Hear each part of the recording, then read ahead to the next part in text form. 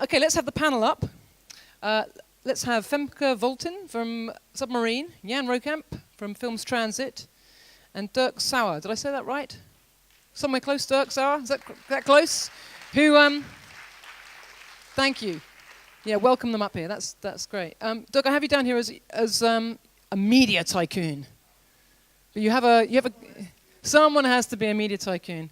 But I think New Amsterdam is your current project, right? To give you many projects, and New Amsterdam actually is the smallest of them, but a very nice one. It's a book publishing company here in Holland, but I'm best known for my businesses in Russia, where I run 2 of the biggest publishing companies. And here you're best known as you're on the IDFA board, right? Yes, I am very privileged to be the chairman of the IDFA board. Ah, well, you are triply, doubly welcome. Please grab a seat. So I'm going to come to Femke first. What were your thoughts on, I mean, this idea of blurring? We're seeing a lot of blurring of a lot of different boundaries kind of in documentary. Which are the ones that excite you the most and which are the ones that trouble you the most? Well, overall, what I found really fascinating when I listened to Eric's presentation is it also blurs the line between story and marketing, like in a way, and that's something I feel very related to. I mean, in the past, as a filmmaker, you would maybe make a poster and a trailer, and that would be the marketing. But now the audience expects so much more. So when you create a film, it's not just a film, but it's this whole world of maybe a Facebook campaign, websites, transmedia things, maybe in some cases like real social issue campaigns, or in other cases installations in musea, but sort of the story of a film transcends much further than the film itself. And this big boundary between amateur and professional, which is sort of really totally kind of disappeared, is that something that you welcome, or something? It's also, I think, a little bit related to the idea of, are there too many films, which were raised kind of earlier, and I wonder what your thoughts were about that boundary being blurred. Overall, I think it's exciting. I mean, the idea that everybody can be a filmmaker is also, I mean, it's like Francis Ford Coppola already said it in the 70s, I think. But now, of course, with digital means being so much cheaper and you can edit on your computer. I mean, when I'm at IDFA or at MIPCOM, I get sometimes depressed about the thousands of films and about sort of how to get above the noise of all those films as a filmmaker or as a producer. But I like the idea that other kinds of filmmakers will come up and make new kinds of exciting films that maybe traditional schooled filmmakers would not have come up with. And yeah, and what are your thoughts as a distributor? The fact that all these boundaries are being blurred, and that sometimes you're looking at a film with, you know, $1 million budget, and then you've also got a film with a $30,000 budget. How does that make life very difficult? I think first of all, I want to thank Eric very much, because I've been thinking about my documentary world. I sell documentaries every year. And last year, last couple of months, little less. Sorry, the microphones. These ones is about that much distance. And recently, I've been thinking about next year when I launch my new films, 50% must have humor in them. And I see it happen again on the screen here, but you just showed us. Humor is an extraordinary means to get those films. My business is a step before you reach audiences. We have, I'm looking at almost like a water surface, where there's like 5,000 documentaries on it, and I take a few and I make them float to the surface. And we use relatively conventional means for this. We have to attract, we as sales agents, we don't have to attract audiences, we have to attract the people that bring them to the audiences. And so that the whole blurring thing, that doesn't really work in this way. We need to make sure that the people who buy those films and bring them to the audience, whether it's VOD, DVD, or theatrical or distribution, that they remark our films and think them important to buy. The means that we use are very simple. It's one image, one striking image. It's one very, very good synopsis where the first line already says what it's all about. And keep that unity. When those films find themselves in the festival circuit, what we use as a promotional area, that always the same images keep selling. There's no confusion about these things. Thank you. I'm going to come back to you with this point, which I'm going to start with Derek now. Because Derek, you're a businessman, and you're a businessman in the media sphere. My real thought when the hotel example was given is that that's kind of classic price differentiation. It's saying actually, if you want to pay for a fancy hotel, you can have a fancy hotel. You want to pay for budget, you can pay much less. And I wondered, are we missing a trick in documentary? Because somehow there's an idea that when you go to the cinema, it's like always the same price. So actually, there's now this expectation, because we've seen the budgets of documentaries going up and up and up. I mean, more and more bigger, expensive films are being made, like The Imposter or Man on Wire, to try and say to a theatrical audience, hey, look, it's you should pay the same money you're paying to see Spider-Man. But actually, if you have made a much cheaper film, you don't have the, it's actually quite difficult to say, well, can this be a different, we're being funneled all the way through the same thing. And I wondered whether you had any kind of thoughts on how we can change the way documentaries are marketed and sold to kind of reflect the fact that actually they're so different. They're so different. They're not, they're not one hotel. They're as different as the budget hotel and the Hilton. Yeah. Well, I think the whole question, that's in general for everything that has to do with media, films, newspapers, television. The catchword these days is distribution. Because the distribution is changing so fast. In the old days, you had, just television through the air. You had a newspaper you could read, and you went to a cinema where you bought a ticket. And this was the traditional distribution channels. Now you have distributions in a million places. I can watch a movie here on my iPad. I can read news on the internet. I can do 1,000 things, and all these things have a separate and new dynamic, new economics. Jan, of course, is mostly selling the product as we are used to being delivered. But what you, of course, see more and more is that, and this is where the blur comes in, that these boundaries disappear. And you can sell in 1,000 ways. So, and if you are a small budget filmmaker or documentary making, you can sell them online, or you can sell them to a small audience of friends that you know. This is where all the crowdsourcing also comes from.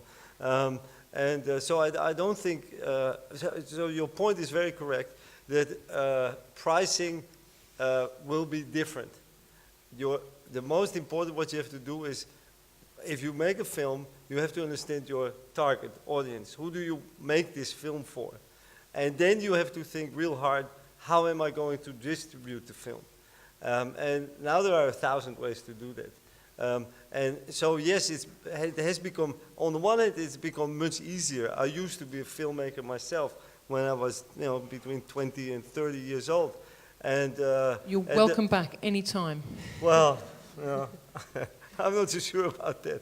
But at that time, if you had a 16mm camera, and every roll you bought cost a fortune, and so there was an enormous threshold. So the threshold has disappeared. Everyone can make a documentary, which is great news, because half of the time I was trying to find the money to make a documentary. Now it's much cheaper. Now half of the time you have to spend, how do you distribute the movie, which has now become much more complicated. So the dynamic has changed. And another boundary that's being blurred is, of course, around the way that stories are being told. And I really hate the word transmedia. It's like a personal, complete bête noire, but now I find myself using it. But just the word, not what it represents. It's just that I always think of transgender when I hear transmedia, and then I get all the wrong images in my head, and it's incredibly confusing. Huh? Cross-platform. You should think of cross-dressing, but I don't. But I hear transmedia, and I sort of think, and I get confused. Anyway, but Femke, are you finding that you're looking at the projects that you're developing in a much more cross-platform way now? Because actually, Trans-platform. Trans-platform. Or are you still, seeing that actually, you want to tell, you want films to be films, and actually you don't so much want to kind of work in them in this very blurred way? No, I think we are either triggered by subjects or by filmmakers. Sometimes we really think from the start, okay, this is a great idea to really have a cross-platform multi-channel, whatever you call it, approach. In some cases, we start something online and we don't even know what it's going to be like, right? We make a kind of a test pilot, demo, short film of something, and then see what it does. And that has brought like really big, we made like a short that turned out to be a film that was acquired by HBO. It was like made super, like no budget.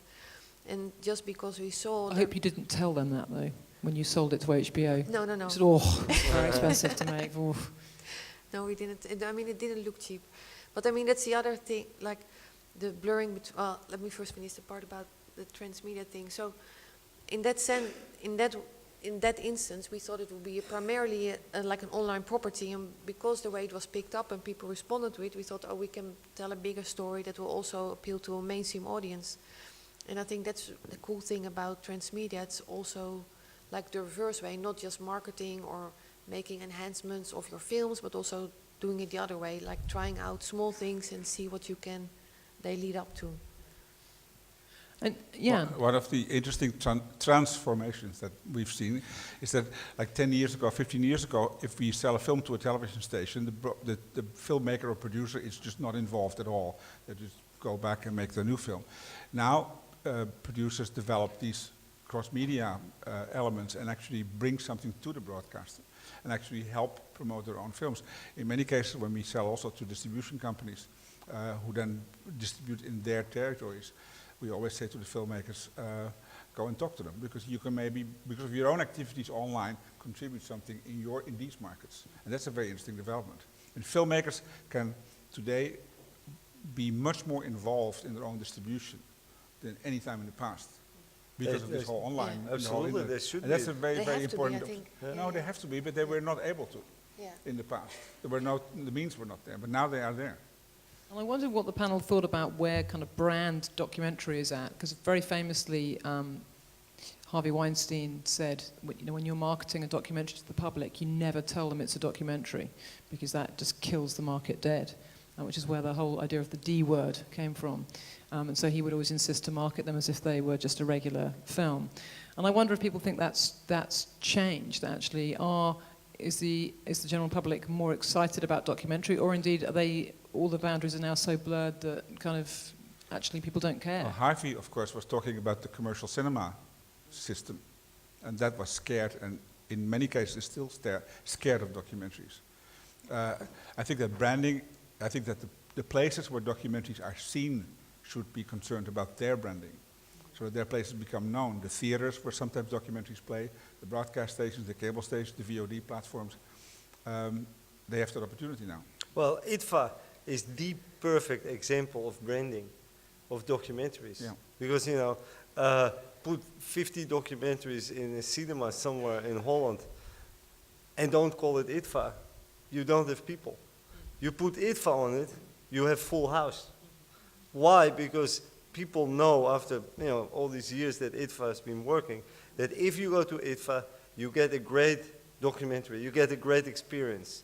I'm absolutely convinced that there's a huge market for documentaries, but there needs to be more branding. I mean, and I'm talking a bit like a marketeer here, but the film itself should never fall victim to the marketing idea. It's the places where it happens. So that's the creative core should be untouched. It should not be commercialized, because then the documentary loses all its value.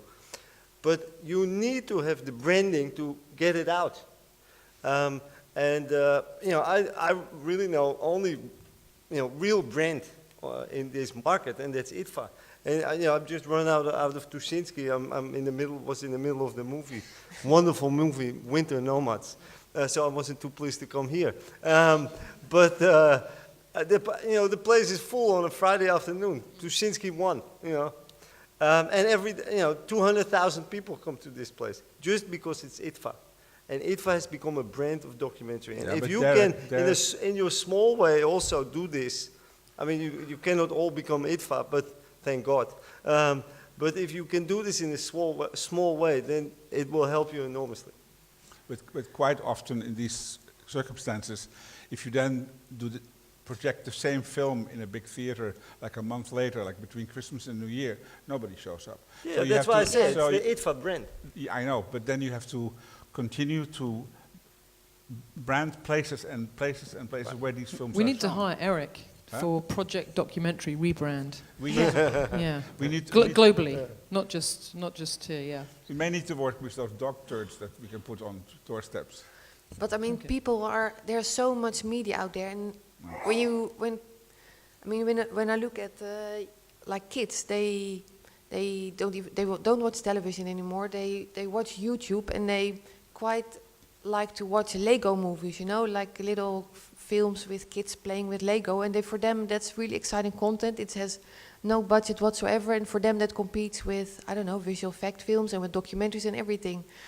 And as a filmmaker, I noticed that you have to be so clear in what you're making, and that the films that are really standing out outside of IDFA, right, that are noticed are more and more sort of high concept films, right? Films that you can explain in 1 or 2 sentences. And it can be low budget or high budget. That's not really, I think, what sells a film then anymore, but to be really clear and to make people curious in a sentence or two. Which is That's really why- Eric's, that's why in- which is really Eric's point about the great idea. Yeah. That's why in documentary that deals with subjects, the first step is to look for your target groups, wherever they are in the market. And from the target group, you build a larger audience. Let's find out what the audience think. I want to ask a quick just question of them on mass. How many people here think, oh, great, now I can be not only a filmmaker, but I can also be a marketeer and a salesperson, and that's really exciting because I get to be part of the kind of creative process all the way down the line. And how many think, oh my God, is it not enough already that I'm a filmmaker and now I have to do all these other jobs as well? Who feels the first? Feels like excited that actually they can be involved in everything and it's like the whole thing is So one that's big, a lot not of very people many. who Not want to very be many. marketeers. How many? Yeah, go on, please. Well, I'm not, but I think you need to think about more how it's possible that people look at what you make. I wish that more people look at what we make. But you're happy to have it all blurred into one big blurred job. No, not a big blurred job. But you can choose from all these things. You can choose. All right. Jan Jaap, do you do your own marketing and distribution? Well, I did an online TV show. He did actually. a great. I mean, he is a perfect example of this. You know, no, really. They do that. He did during the elections a kind of daily show. The public broadcasters didn't want to have it. The commercial TV didn't want to have it. So they, fuck it, we do it ourselves. So they did it online. I watched every single episode. And it was, A, it was hilarious. B, I noticed that thousands of other people were also watching. My newspaper helped to finance it. So, or promote it, I can't remember. Promote it, whatever. But anyway, so it helped, and it was a big success. So, I mean, here you are. I mean, things that cannot be done in the traditional distribution were done by Jan Jaap and his team. There's a very nice book now free on internet, and it's sellingyourfilm.com, and you can download the book.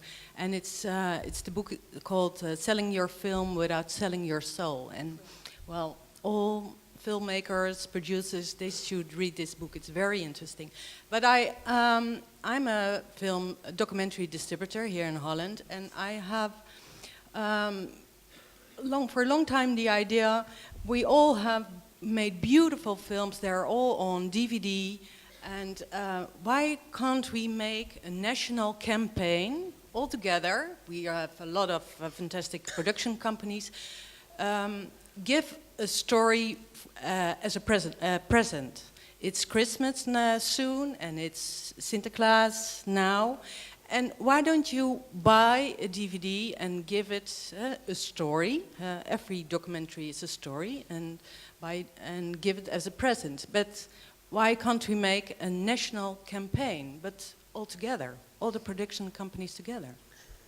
Not talking about a brand. The brand is give a story to anybody else, and you can choose your own story. I like to give you a film about well, maybe winter nomads, or maybe I would like to give you the film about, well, there are so many stories and so many DVDs.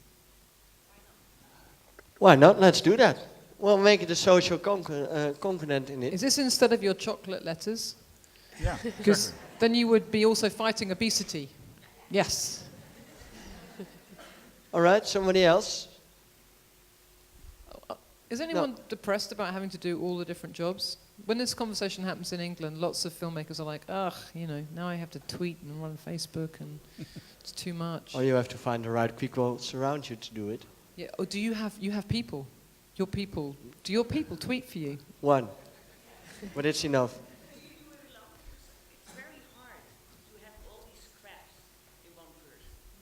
Yeah, but me?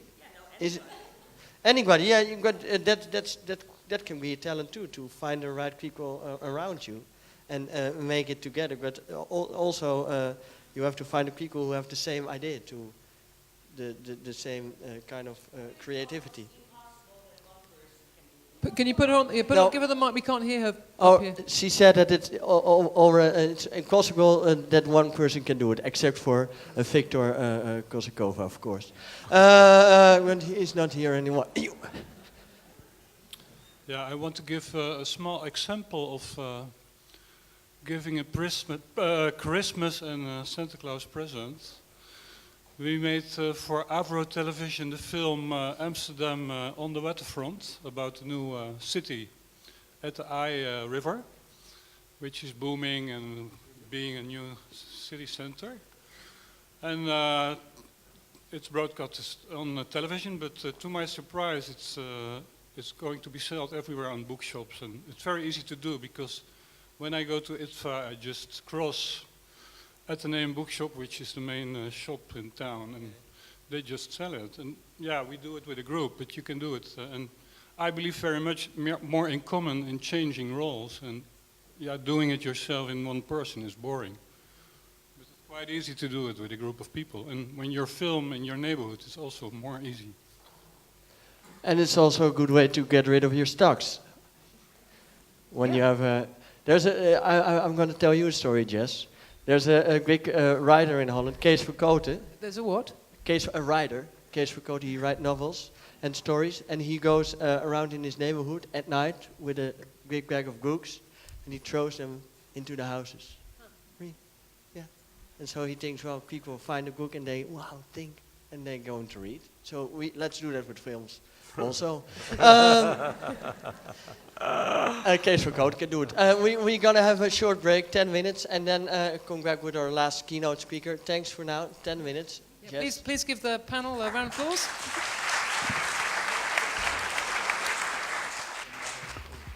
That's true. They all know who. This is dedication to my real crew. They all know who.